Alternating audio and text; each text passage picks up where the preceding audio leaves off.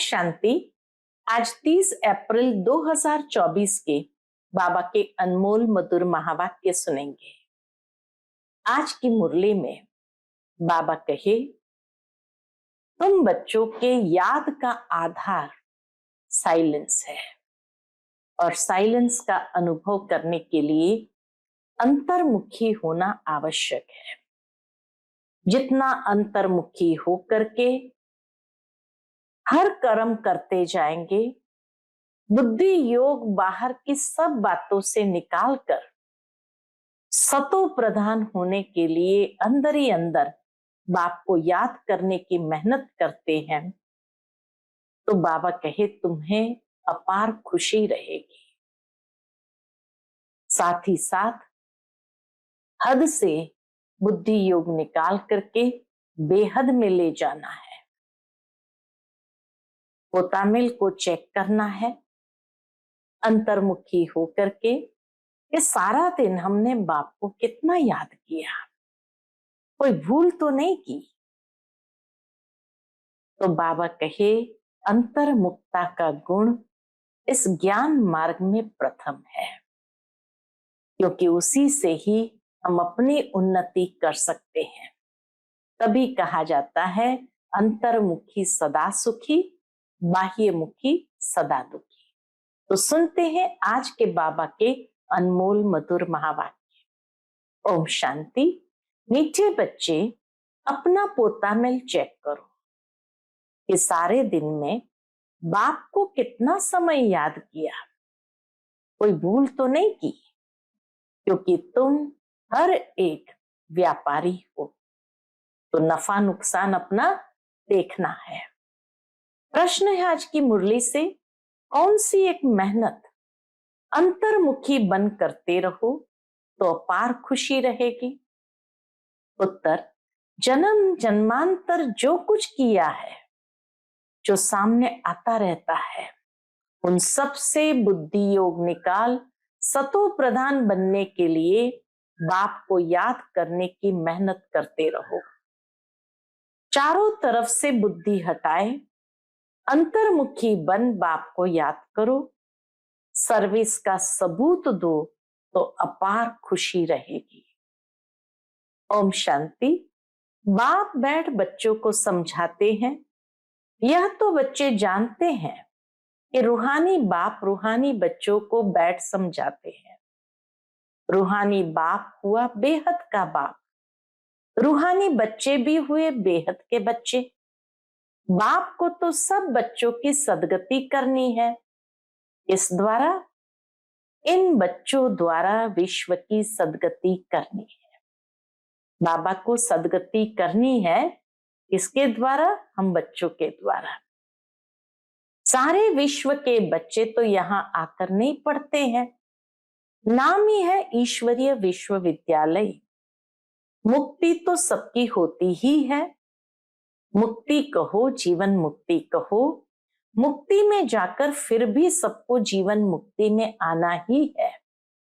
तो ऐसे कहेंगे सभी जीवन मुक्ति में आते हैं वाया मुक्ति धाम। एक दो के पीछे आना ही है पार्ट बजाने, तब तक मुक्ति धाम में ठहरना पड़ता है। बच्चों को अब रचयिता और रचना का मालूम पड़ गया है। ये सारी रचना अनादि है, रचयिता तो एक ही बाप है। ये जो भी सभी आत्माएं हैं, सब बेहद के बाप के बच्चे हैं। जब बच्चों को मालूम पड़ता है तो वही आकर योग सीखते हैं। उनके बेहद का बाप आए हैं, तो बच्चे भी आकर के फिर उन योग सीखते हैं। ये भारत के लिए ही योग है। बाप आते भी भारत में है, भारतवासियों को ही याद की यात्रा सिखलाकर पावन बनाते हैं और नॉलेज भी देते हैं कि यह सृष्टि का चक्र कैसे फिरता है। यह भी बच्चे जानते हैं। रुद्रमाला भी जो गाई और पूजी जाती है, सिमरण की जाती है, भक्त माला भी है। एक रुद्रमाला है, एक भक्त माला भी।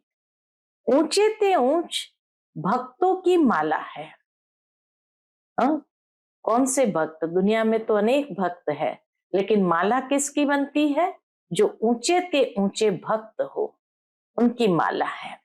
भक्त माला के बाद होनी चाहिए ज्ञान माला। भक्ति और ज्ञान है ना, भक्त माला भी है तो रुद्र माला भी है। पीछे फिर रुंड माला कहा जाता है, क्योंकि ऊंच ते ऊंच मनुष्य सृष्टि में है विष्णु। तो रुंड माला माना विष्णु की माला, जिसको सूक्ष्म वतन में दिखाते हैं। प्रजापिता ब्रह्मा तो यह है, उनकी माला भी है। आखिर ये माला बन जाएगी तब ही वह रुद्र माला और विष्णु की वैजयंती माला बनेगी। ऊंचे ते ऊंचा है शिव बाबा, फिर ऊंचे ते ऊंच है विष्णु का राज्य। शोभा के लिए भक्ति में कितने चित्र बनाए हैं, परंतु ज्ञान कुछ भी नहीं है। तुम जो चित्र बनाते हो उनकी पहचान देनी है तो मनुष्य समझ जाए, नहीं तो शिव और शंकर को मिला देते हैं। बाबा ने समझाया है, सूक्ष्म वतन में भी सारी साक्षात्कार की बात है। हड्डी मांस वहां होता नहीं, साक्षात्कार करते हैं। संपूर्ण ब्रह्मा भी है, परंतु वह है संपूर्ण अव्यक्त। अभिव्यक्त ब्रह्मा जो है उनको अव्यक्त बनना है। उसी समय बाबा ने यह रहस्य व्यक्त और अव्यक्त ब्रह्मा का भी स्पष्ट किया था। व्यक्त ही अव्यक्त होता है, जिसको फरिश्ता भी कहते हैं। उनका सूक्ष्म वतन में चित्र रख दिया है। ये व्यक्त ब्रह्मा पुरुषार्थी है, वही जब पुरुषार्थ करते करते संपूर्ण बनते हैं तो फिर अव्यक्त वतनवासी हो जाते हैं, जिसको ही फरिश्ता कहते हैं। सूक्ष्म वतन में जाते हैं, कहते हैं बाबा ने शुभी रस पिलाया। संदेशिया जाती है तो कहते बाबा ने शुभी रस पिलाया। बहुत मीठा फलों का रस होता है। अब वहां झाड़ आदि तो होता नहीं, वैकुंठ में है, लेकिन ऐसे नहीं कि वैकुंठ से ले आकर पिलाते होंगे। यह सब सूक्ष्म वतन में साक्षात्कार की बातें हैं। अब तुम बच्चे जानते हो कि वापस घर जाना है और आत्म अभिमानी बनना है। मैं आत्मा अविनाशी हूं, ये शरीर विनाशी है। आत्मा का ज्ञान भी तुम बच्चों में है। वो तो आत्मा क्या है यह भी नहीं जानते।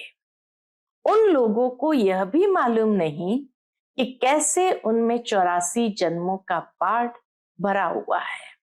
यह नॉलेज सिर्फ बाप ही देते हैं, अपनी भी नॉलेज देते हैं, आत्माओं की भी नॉलेज देते तो परमात्मा की भी देते। तमो प्रधान से सतो प्रधान भी बनाते हैं। बस यही पुरुषार्थ करते रहो। हम आत्मा है, अब परमात्मा के साथ योग लगाना है। सर्वशक्तिमान पतित पावन एक बाप को ही कहते हैं। सन्यासी कहते हैं पतित पावन आओ। कोई तो ब्रह्म को भी पतित पावन कह देते हैं। अब तुम बच्चों को भक्ति का भी ज्ञान मिलता है कि भक्ति कितना समय चलती है, ज्ञान कितना समय चलता है। ये बाप बैठ समझाते हैं। पहले कुछ भी नहीं जानते थे, मनुष्य होकर तुच्छ बुद्धि बन पड़े हैं। सतयुग में बिल्कुल स्वच्छ बुद्धि थे। कितने उन्हों में दैवी गुण थे। तुम बच्चों को दैवी गुण भी जरूर धारण करने हैं। कहते हैं ना, यह तो जैसे देवता है। भल साधु संत महात्मा को लोग मानते हैं, परंतु वह दैवी बुद्धि तो नहीं है। रजोगुणी बुद्धि हो जाते हैं। राजा रानी प्रजा है ना, राजधानी कब और कैसे स्थापन होती है ये दुनिया नहीं जानती। यहां तुम सब नई बातें सुनते हो। तो माला का भी राज समझाया है। बाबा ने माला का भी राज समझाया है। ऊंच ते ऊंच है बाप उनकी माला ऊपर में है। रुद्र वह है निराकार। फिर साकार लक्ष्मी नारायण, उनकी भी माला है। ब्राह्मणों की माला अभी नहीं बनती, अंत में तुम ब्राह्मणों की माला भी बन जाती, क्योंकि अभी ऊपर नीचे होते रहते हैं, इसलिए ब्राह्मणों की माला नहीं बनती है। इन बातों में जास्ती प्रश्न उत्तर करने की जरूरत नहीं है। मूल बात है अपने को आत्मा समझ परम पिता परमात्मा को याद करो, ये निश्चय पक्का चाहिए। मूल बात है पतितों को पावन बनाना। सारी दुनिया पतित है, फिर पावन बनना है। मूल वतन में भी सभी पावन है, तो सुखधाम में भी सब पावन है। तुम पावन बनकर पावन दुनिया में जाते हो, गोया अब पावन दुनिया स्थापन हो रही है। ये सब ड्रामा में नूंद है। बाप कहते सारे दिन का पोतामिल देखो, कोई भूल तो नहीं हुई। अपनी चेकिंग जरूर करनी है, तो देखो कोई भूल तो नहीं हुई। व्यापारी लोग मुरादी संभालते हैं, यह भी कमाई है। तुम हर एक व्यापारी बाबा से व्यापार करते हो, अपनी जांच करनी है हमारे में कितने दैवी गुण है, कितना बाप को याद करते हैं, कितना हम अशरीरी बनते जाते हैं। हम अशरीरी आए थे, फिर अशरीरी बनकर जाना है। अभी तक सब आते ही रहते हैं, बीच में जाना तो एक को भी नहीं है। जाना तो सबको इकट्ठा है। बल सृष्टि खाली नहीं रहती। गायन है राम गयो रावण गयो, गयो बहु परिवार, परंतु रहते दोनों है। एकदम खाली नहीं हो जाती ये सृष्टि, धीरे धीरे जाते हैं, फिर नई आत्माएं भी उतरती जाती। रावण संप्रदाय जाता है तो फिर लौट कर नहीं आता, बाकी यह बच जाते हैं। यह भी आगे चलकर सब साक्षात्कार होना है। कौन बच जाते हैं? तो बाबा कहे आगे चल करके सब साक्षात्कार होना है। ये जानना है कि नई दुनिया की कैसी स्थापना हो रही है, पिछाड़ी में क्या होगा। फिर सिर्फ हमारा ही धर्म रह जाएगा। सतयुग में तुम राज्य करेंगे, कलयुग खत्म हो जाएगा, फिर सतयुग को आना है। अभी रावण संप्रदाय और राम संप्रदाय दोनों है। संगम युग पर ही यह सब होता है। अभी तुम यह सब कुछ जानते हो। बाप कहते हैं बाकी जो कुछ राज है वह आगे चलकर धीरे धीरे समझाते रहेंगे। आगे चलकर बाबा सब समझाते रहेंगे। जो रिकॉर्ड में नूंद है वह खुलता जाएगा। आत्मा के रिकॉर्ड में जो जो बातें नूंद है वो सब खुलते जाएंगे, तुम समझते जाएंगे। इन एडवांस कुछ भी नहीं बताएंगे बाबा, इन एडवांस तो कुछ भी नहीं बताएंगे। यह भी ड्रामा का प्लान है। रिकॉर्ड खुलता जाता है, बाबा बोलता जाता है, तुम्हारी बुद्धि में ये सब बातों की समझ बढ़ती जाती है। जैसे जैसे रिकॉर्ड बचता जाएगा वैसे वैसे बाबा की मुरली चलती जाएगी। ड्रामा का राज सारा भरा पड़ा है। बाबा की बुद्धि में, परमात्मा की बुद्धि में भी ड्रामा का राज सारा भरा पड़ा है। ऐसे नहीं रिकॉर्ड से सुई उठाकर बीच में रख सकते हैं। ग्रामोफोन में पहले ऐसे होता था, जो ग्रामोफोन पर गीत बजाते थे तो रिकॉर्ड की सुई उठाई और बीच में रख दिया, तो जहां से जो गाना सुनना चाहते थे वो सुन सकते थे। लेकिन ये बेहद के ड्रामा की सुई को उठा नहीं सकते हैं। तो ऐसे नहीं, रिकॉर्ड की सुई उठाकर बीच में रख सकते हैं तो वह रिपीट हो नहीं, वह भी फिर वही रिपीट होगा नई बात नहीं। बाप के पास जो नई बात होगी वह रिपीट होगी। तुम सुनते और सुनाते जाएंगे, बाकी सब गुप्त है। ये राजधानी स्थापन हो रही है, सारी माला बन रही है। अलग अलग जाकर राजाई में तुम जन्म लेंगे। राजा रानी प्रजा सब चाहिए। पूरी राजधानी बन रही है तो राजा रानी प्रजा सब चाहिए। ये सब बुद्धि से काम लेना पड़ता है। प्रैक्टिकल में जो होगा सो देखा जाएगा। जो यहां से जाते हैं वह अच्छे शाहूकार घर में जाकर जन्म लेते हैं। अभी भी तुम्हारी वहां बहुत खातरी होती है। इस समय भी रत्न जड़ित चीजें सबके पास होती है, परंतु उन्होंने इतनी पावर नहीं है। पावर तुम्हारे में है। तुम जहां जाएंगे वहां अपना शो करेंगे। तुम तो ऊंच बनते हो तो तुम जाकर वहां दैवी चरित्र दिखाएंगे। आसुरी बच्चे जन्मते ही रोते रहेंगे। बाबा कहे तुम जहां जन्म लेंगे वहां अपना शो करेंगे, दैवी चरित्र दिखाएंगे। और आसुरी बच्चे जन्मते ही रोते रहेंगे, गंदे भी होते हैं। तुम तो बड़े कायदे से पलेंगे, गंद आदि की बात नहीं। आजकल के बच्चे तो गंदे हो पड़ते हैं। सतयुग में ऐसी बात हो ना सके। फिर भी हेवन है ना, वहां बांस आती नहीं जो कहना पड़े अगरबत्ती जलाओ।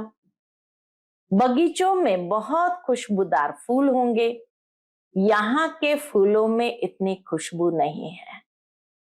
फूल बड़े बड़े दिखाई देंगे लेकिन खुशबू नहीं है। वहां तो हर एक चीज में 100% खुशबू रहती है, यहाँ तो 1% भी नहीं है। वहां तो फूल भी फर्स्ट क्लास होंगे। यहाँ भल कोई कितना भी शाहूकार हो तो भी इतना नहीं, स्वर्ग जितना नहीं। वहां तो किस्म किस्म की चीजें होंगी। बर्तन आदि सब सोने के होंगे। जैसे यहाँ के पत्थर, वहां फिर सोना ही सोना। रेती में भी सोना होता है। बताओ, रेती भी जैसे चमकती रहेगी, सोना ही सोना। विचार करो कितना सोना होगा। जिससे मकान आदि बनेंगे, वहां ऐसी मौसम होगी। स्वर्ग का वर्णन सारा बाबा कर रहे हैं। वहां ऐसी मौसम होगी, न सर्दी न गर्मी। वहां गर्मी का दुख नहीं जो पंखे चलाने पड़े। उसका नाम ही है स्वर्ग। कैसे वहां बच्चे पैदा होंगे, कैसे वहां मुस्कुराते रहेंगे। फिर वहां के महल कैसे बनेंगे, मिट्टी में भी कैसे सोना ही सोना होगा। कोई चीज में बांस नहीं आएंगी जो कहना पड़े अगरबत्ती जलाओ। वहां के फूल इतने अच्छे जिसमें खुशबू होगी। यहाँ तो फूलों में होते बड़े बड़े, दिखने में बहुत सुंदर, लेकिन खुशबू नहीं। और फिर बाबा कहे वहां मौसम भी ऐसी, न गर्मी न सर्दी। ये भी नहीं कहना पड़ता है कि हाँ पंखे चलाओ। तो वहां अपार सुख होता है। उसका नाम ही है स्वर्ग। वहां अपार सुख होता है। तुम्हारे जैसा पद्मा पदम भाग्यशाली कोई बनते ही नहीं। लक्ष्मी नारायण की कितनी महिमा गाते हैं। उनको जो ऐसा बनाते हैं उनकी कितनी महिमा चाहिए। जो लक्ष्मी नारायण की इतनी महिमा हो तो उनको बनाने वाले की कितनी महिमा होनी चाहिए। पहले होती है अव्यभिचारी भक्ति, फिर देवताओं की भक्ति शुरू होती है। वह भी भूत पूजा कहेंगे। शरीर तो वह है नहीं। 5 तत्वों की पूजा होती है। शिव बाबा के लिए तो ऐसे नहीं कहेंगे। पूजा करने के लिए कोई चीज का वह सोने आदि का बनाते हैं। आत्मा को थोड़ी सोना कहेंगे। आत्मा किस चीज की बनी हुई है। शिव का चित्र किस चीज का बनाया हुआ है वह झट बताएंगे। परंतु आत्मा परमात्मा किस चीज का बना हुआ है ये कोई बता न सके। सतयुग में 5 तत्व भी शुद्ध होते हैं, यहाँ है अशुद्ध। तो पुरुषार्थी बच्चे ऐसे ऐसे ख्यालात करते रहेंगे। बाप कहते इन सब बातों को भी छोड़ दो, जो होना है वह होगा, पहले बाप को याद करो। बहुत सारी बातें बाबा ने बता दी, फिर बाबा का ये सब छोड़ो, पहले बाप को याद करो।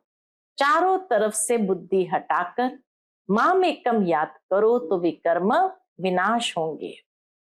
जो कुछ सुनते हो उन सबको छोड़ एक बात पक्की करो कि हमको सतो प्रधान बनना है। फिर सतयुग में जो कल्प कल्प हुआ होगा वही होगा, उसमें फर्क नहीं पड़ सकता। मूल बात है बाप को याद करो, मूल बात है बाप को याद करो। यह है मेहनत, वह पूरी करो। तूफान तो बहुत आते हैं, तूफान तो आने ही अंत तक आने हैं।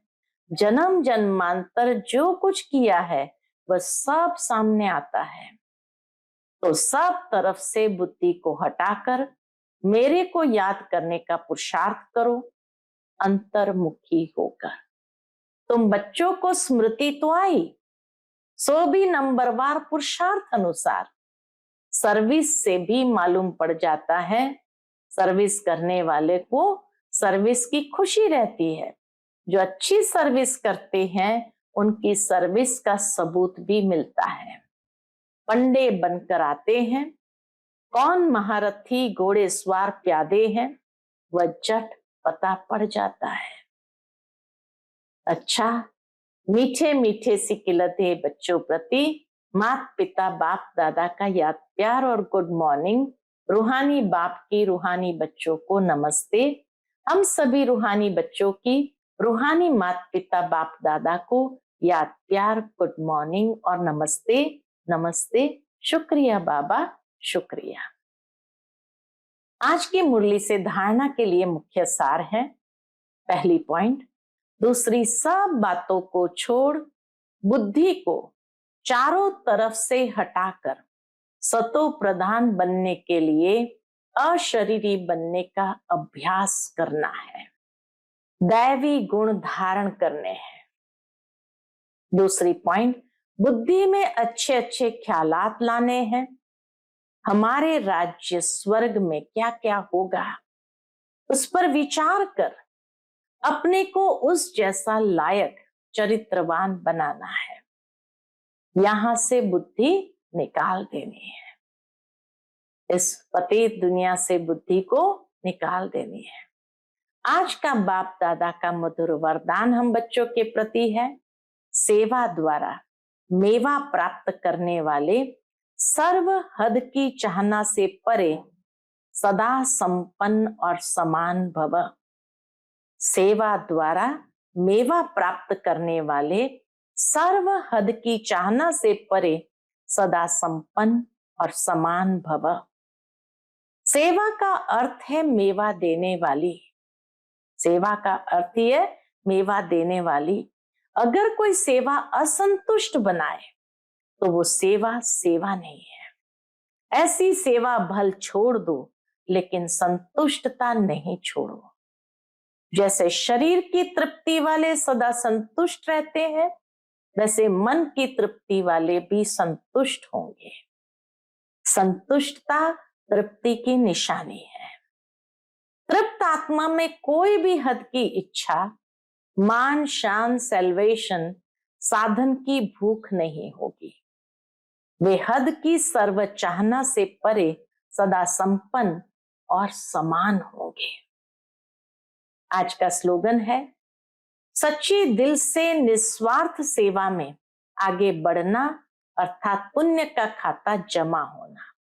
सच्ची दिल से निस्वार्थ सेवा में आगे बढ़ना अर्थात पुण्य का खाता जमा होना। जो सच्ची दिल से निस्वार्थ भाव से सेवा करते हैं वो सबकी दुआओं से स्वतः ही आगे बढ़ जाते हैं और उनका पुण्य का खाता सहजता से जमा हो जाता है। अच्छा, ओम शांति।